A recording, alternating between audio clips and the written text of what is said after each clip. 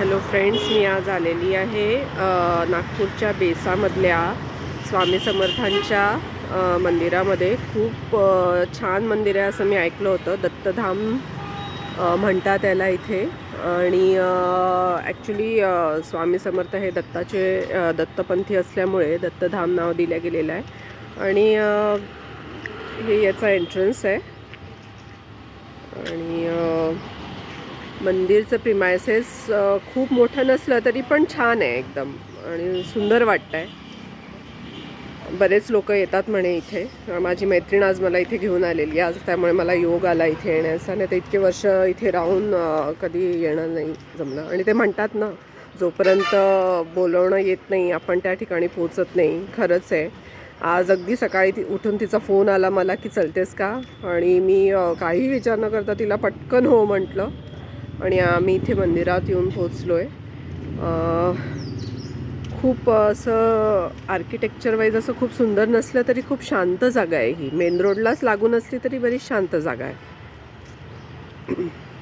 इकडे मंदिरात जाण्यासाठी काही काही तुम्ही वस्तू विकत घेऊ शकता, हार, फुलं वगैरे. आणि इकडे बाकीच्या सगळ्या गोष्टी आहेत. आय थिंक इथे कामं वगैरे सुरूच आहे अजून. काही यांचं बरंच वाढवणं चाललेलं आहे. बघूया आता. मी आतमध्ये जाते. आतमध्ये मला माहिती नाही शूटिंग करू देतात की नाही, पण छान आहे ही जागा, चांगली वाटली मला.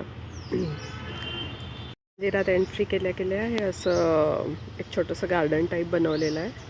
आणि तिथे सुंदर माऊलीची मूर्ती आहे. खूपच सुंदर माऊलीची मूर्ती आहे एकदम. म्हणजे असं मी स्वतः कधी एवढी मोठी विठ्ठलाची मूर्ती बघितली नाही आहे, त्यामुळे मला खूपच छान वाटलं आहे बघून. तर साईबाबांचं, संत तुकाराम, गजानन महाराज आणि अजून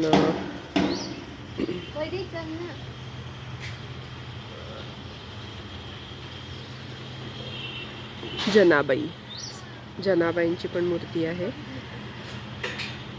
संतधाम म्हणून लिहिलेलं आहे. खूप छान जागा आहे आणि परिसर पण छान आहे. झाडं खूप सुंदर लावलेली आहेत. खूपच सुंदर दिसत आहे. मंदिराच्या आत प्रवेश नाही करू देत ते, म्हणजे फोटो नाही काढू देत किंवा व्हिडिओ नाही करू देत. त्यामुळे आत्ता आम्ही मंदिरात गेलो. अतिशय सुंदर मूर्ती आहे स्वामी समर्थांची. म्हणजे खूपच असं वाटतं की ते आपल्याकडेच बघतात आहे.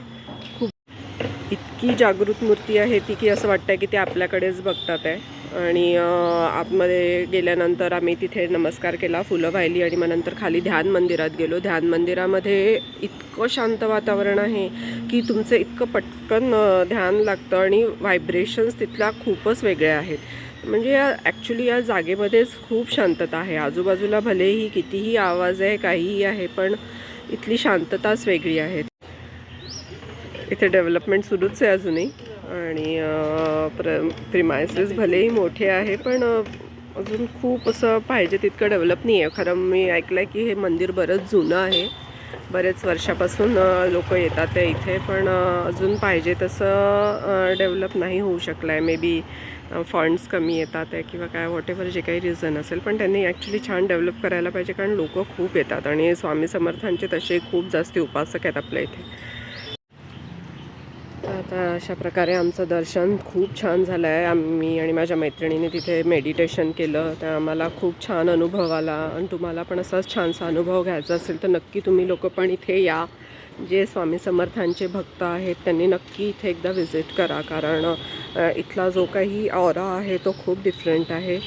आणि तुम्हाला एक स्वतःला खूप छान पॉझिटिव्हिटी येईल इथे आल्यानंतर. सो आय होप तुम्हाला आवडेल इथे आल्यानंतर. सो भेटूया नेक्स्ट याच्यात. बाय.